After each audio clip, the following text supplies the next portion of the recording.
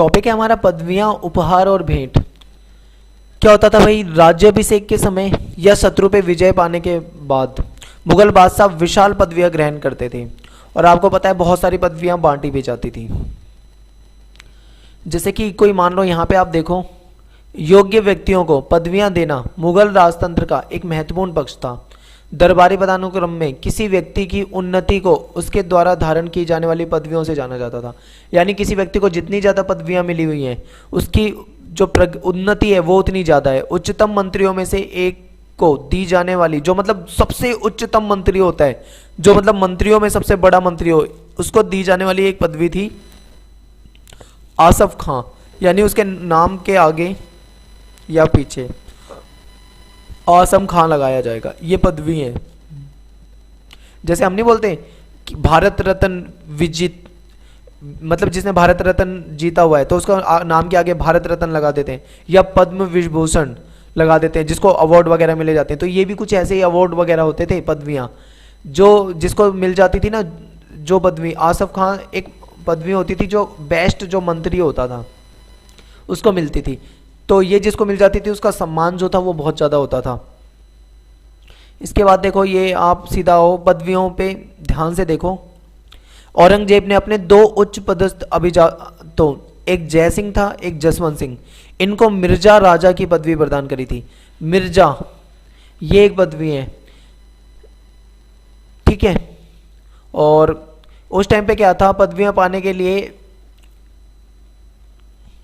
या तो पदवियां अर्जित की जा सकती थी, यानी प्राप्त की जा सकती थी, जीती जा सकती थी, प्राप्त की जा सकती थी, या फिर उन्हें पाने के लिए पैसे देने पड़ते थे। तो मीर खान ने अपने नाम में आलिफ अर्थात आ अक्षर लगाकर उसे अमीर खान करने के लिए औरंगजेब को 1 लाख रुपए देने का प्रस्ताव किया। यानी देखो 1 लाख रुपए देने को तैयार है सिर्फ अपने नाम के आगे ये अमीर खान लगाने के लिए। तो अन्य पुरस्कारों का सम्मान या जामा भी शामिल था जिसे पहले कभी ना कभी बादशाह द्वारा पहना गया हुआ। हाँ, मान लो बादशाह ने कभी कोई कपड़ा पहना हुआ है कभी और पहना हुआ होता था, इसलिए यह समझा जाता था कि बादशाह के आशीर्वाद का प्रतीक है ये। सरप्पा, सर से पांव तक एक अन्य उपहार था। इस उपहार के 3 हिस्से होते थे, जामा, पगड़ी और पटका। बादशाह द्वारा अक्सर रत्न जड़ित आभूषण भी गिफ्ट में दिए जाते थे। आभूषण वगैरह बहुत देते थे ये गिफ्ट में। बहुत खास परिस्थितियों में बादशाह कमल की मंजरियों और रत्न जड़ित गहनों का सेट भी उपहार में प्रदान करता था।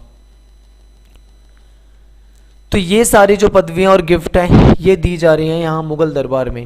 एक दरबारी बादशाह के पास कभी खाली हाथ नहीं जाता था। कोई दरबारी था वो बादशाह के पास खाली हाथ नहीं जाता था। वह या तो नज्र के रूप में थोड़ा सा धन, पेशकश के रूप में मोटी रकम बादशाह को पेश करता था। यानी जो भी जाएगा बादशाह के पास कुछ ना कुछ गिफ्ट वगैरह, पैसे वगैरह लेके जाता था। राजनयिक संबंधों में उपहारों को सम्मान और आदर का प्रतीक माना जाता था। कि गिफ्ट होते थे वो रिस्पेक्ट का प्रतीक माने जाते थे। राजदूत प्रतिद्वंदी राजनीतिक शक्तियों के बीच संधि और संबंधों के जरिए समझौता करवाने के महत्वपूर्ण कार्य का संपादन करते थे। ऐसी परिस्थितियों में उपहारों की महत्वपूर्ण प्रतीकात्मक भूमिका होती थी। जब कोई राजदूत वगैरह भी जाते थे तो वो भी उपहार वगैरह लेके जाते थे या उनको भी उपहार वगैरह मिलते थे। तो ये सारी चीज़ें आप देख लें, ध्यान से पढ़ लें। अब आते हैं हम अपने अगले टॉपिक पे। जैसे आप अपनी स्क्रीन पे देख पा रहे हो शाही परिवार। अब थोड़ा सा पढ़ लेते हैं हम शाही परिवार के बारे में कि शाही परिवार यानी राजा से रिलेटेड परिवार। हरम शब्द देखो, हरम शब्द का प्रयोग प्राय मुगलों की घरेलू दुनिया की ओर संकेत करता था। हरम जो शब्द था ये फारसी भाषा का शब्द था और इसका मतलब होता था पवित्र स्थान। मुगल जो होते थे, मुगल परिवार में बादशाह की पत्नियां और उपपत्नियां, नज़दीकी और दूर के रिश्तेदार वगैरह जो थे ये सब वहां पे रहते थे। इसके बाद आपको एक चीज दिखाई दे रही होगी यहाँ पे, बहुविवाह प्रथा, यानी बहुविवाह प्रथा थी। भारतीय उपमहाद्वीप में विशेष कर शासक वर्गों में व्यापक रूप से प्रचलित थी। राजपूत कुलों एवं मुगलों दोनों के लिए जो होता था विवाह राजनीतिक संबंध बनाने व मैत्री संबंध स्थापित करने का एक तरीका था। आपने अगर जोधा अकबर देखी हो मूवी तो आपको पता होगा जो जोधा थी वो राजपूत कुल से थी और जो अकबर था वो मुगल से था। किस तरीके से उन्होंने जब शादी हुई थी तो मैत्री संबंध बनाए थे, मतलब उनके जो संबंध थे लड़ाई झगड़े वाले वो ठीक किए गए थे।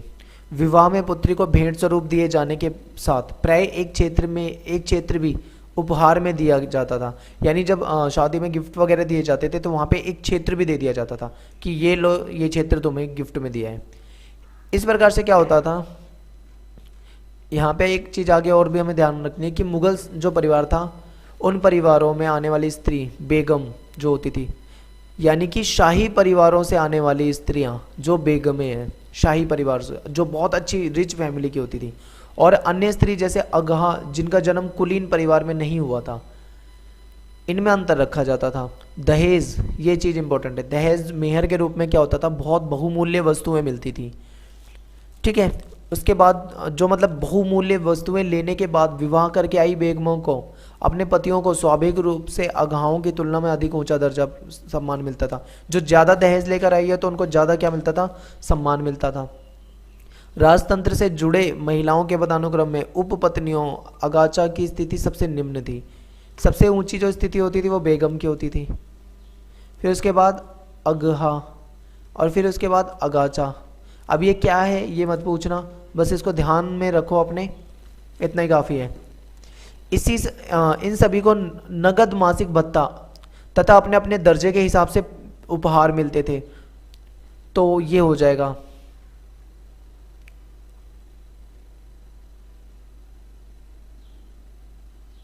यहाँ पे एक चीज़ और है कि क्या हुआ दोस्तों कि जो मुगल शासन में कुछ स्त्रियां जो महिलाएं होती थी उन्होंने क्या करा, वित्तीय संसाधनों पर अपना नियंत्रण रखना शुरू कर दिया। जैसे हम बात करें शाहजहां की पुत्री जहां आरा और रोशन आरा, इन्होंने क्या करा, ऊंचे ऊंचे शाही मनसबदारों के समान वार्षिक आय होती थी, इनको बहुत अच्छी कमाई होती थी। इसके अतिरिक्त जहां आरा को सूरत के बंदरगाह नगर जो कि विदेशी व्यापार का एक लाभबंद केंद्र था वहां से टैक्स मिलता था। ठीक है, इसके बाद है संसाधनों पर नियंत्रण ने मुगल परिवार की महत्वपूर्ण स्त्रियों को इमारत व बागों के निर्माण के अधिकार दे रखे थे कि जो स्त्रियां हैं महत्वपूर्ण मुगल शासन में वो चाहें तो इमारतों का निर्माण करवा सकती थी। तो जहांआरा ने शाहजहां की नई राजधानी जो शाहजहानाबाद जिसको हम दिल्ली कहते हैं कि कई वस्तुकलात्मक परियोजनाओं में हिस्सा लिया। इनमें से आंगन व बाग के साथ एक 2 मंजिली भव्य कारवां सराय थी, यानी ये सारी चीजें बनाई थी। ठीक है, तो शाहजहां की हृदय स्थल चांदनी चौक जो है, इसकी जो रूपरेखा है यानी इसका जो नक्शा वगैरह है ये जहांआरा द्वारा बनाया गया था। चांदनी चौक जो शहर है आपको पता होगा, बहुत भीड़ भाड़ वाला शहर है दिल्ली में। गुलबदम बेगम द्वारा लिखी एक रोचक पुस्तक हुमायूं नामा। अब क्वेश्चन है कि हुमायूं नामा किसने लिखी थी, गुलबदन बेगम। तो हुमायूं नामा से हमने मुगलों की घरेलू दुनिया की एक झलक मिलती है कि उनकी लाइफ कैसी होती थी। गुलबदन बेगम बाबर की पुत्री, हुमायूं की बहन तथा अकबर की चाची थी।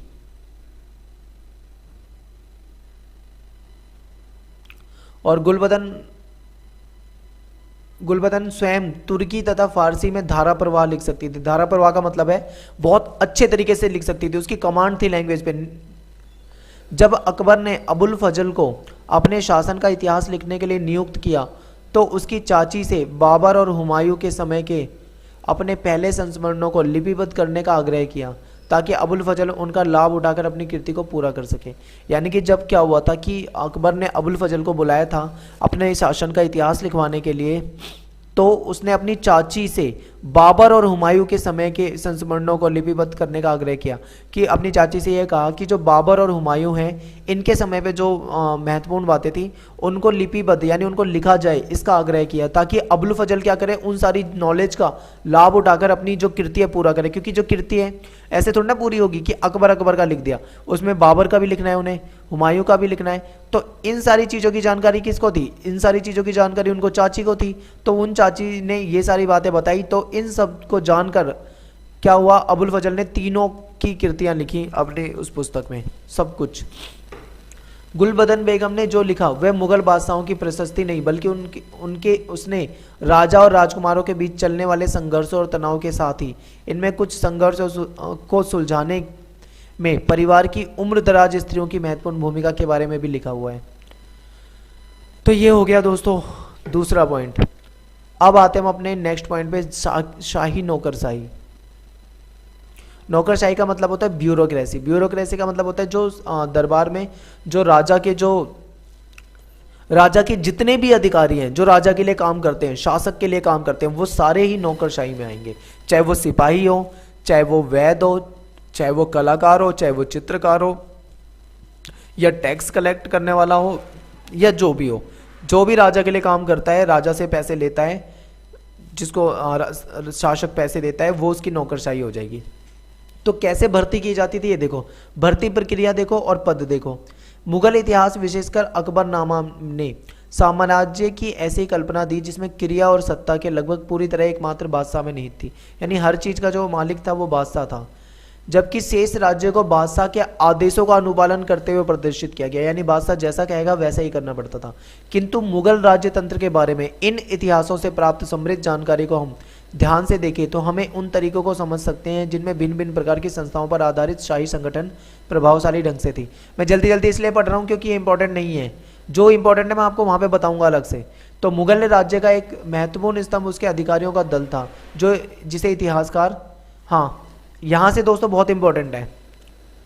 अब देखो, मुगल राज्य का एक महत्वपूर्ण स्तंभ, यानी जो एक महत्वपूर्ण स्तंभ था वो इसके अधिकारियों का दल था, क्योंकि आपको पता होगा राजा जो है वो अकेले थोड़ा ना पूरे शासन को चलाएगा, उसके शासन को चलाने के लिए चाहिए होंगे उसे बहुत सारे लोग, यानी जो होगी उसकी ब्यूरोक्रेसी, यानी उसकी सेना हो सकती है, उसके अन्य अधिकारी हो सकते हैं, टैक्स कलेक्शन वाले हो सकते हैं, चित्रकार हो सकते हैं, या उसको सलाह देने वाले हो सकते हैं, सब मिलकर ही तो करेंगे।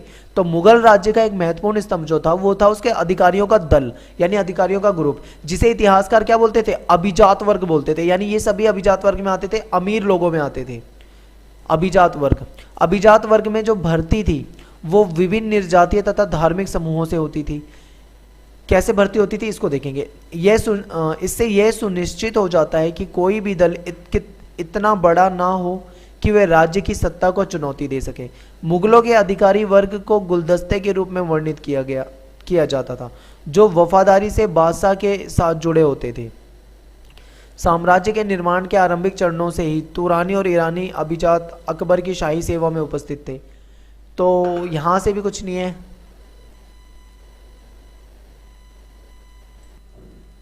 तो क्या हुआ दोस्तों, 1560 से आगे भारतीय मूल के दो शासकीय समूह, राजपूत जो थे वो शासक करते थे और मुसलमान, इन्होंने क्या करा, शाही सेवाओं में यानी मुगलों की सेवाओं में प्रवेश कर लिया। आपने नाम सुना होगा भारमल कछवाहा, जिनकी बेटी से अकबर ने शादी करी थी। और आगे अगर हम देखेंगे तो शिक्षा और लेखा शास्त्र की ओर जिनका झुकाव हो, जो मतलब लिखने की में बहुत इंटरेस्टेड हो, अच्छी चीज़ें लिखते हो, जिनका झुकाव हो इनकी तरफ, तो हिंदू जाति के भी हों, उन सदस्यों को भी क्या करा जाता था, पदोन्नत किया जाता था, यानी उनको प्रमोशन दिया जाता था। इसका एक प्रसिद्ध उदाहरण है अकबर के वित्त मंत्री जो थे वो टोडरमल थे, जो कि एक हिंदू थे, खत्री जाति के थे। जहांगीर जब था आए, उनके शासनकाल में ईरानियों को ऊंचे पद दिए गए। उनकी रानी जो नूरजहां थी वो भी ईरानी थी। ठीक है, राजनीतिक रूप से प्रभावशाली रानी जो नूरजहां थी वो ईरानी थी। औरंगजेब ने राजपूतों को उच्च पदों पर नियुक्त किया।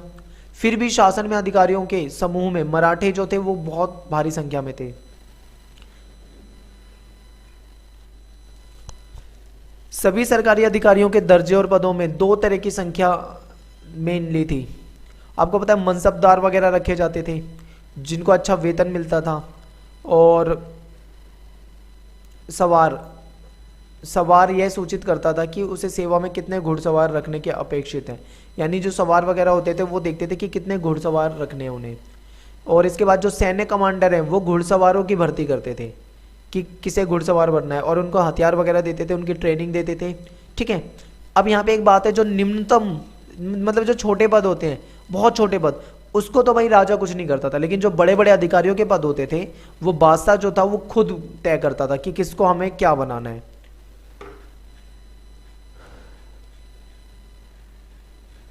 चैप्टर बहुत बड़ा है दोस्तों, कल से पढ़ा जा रहा है, पता नहीं क्यों खत्म नहीं हो रहा ये। एक बार आगे देख लेते हैं।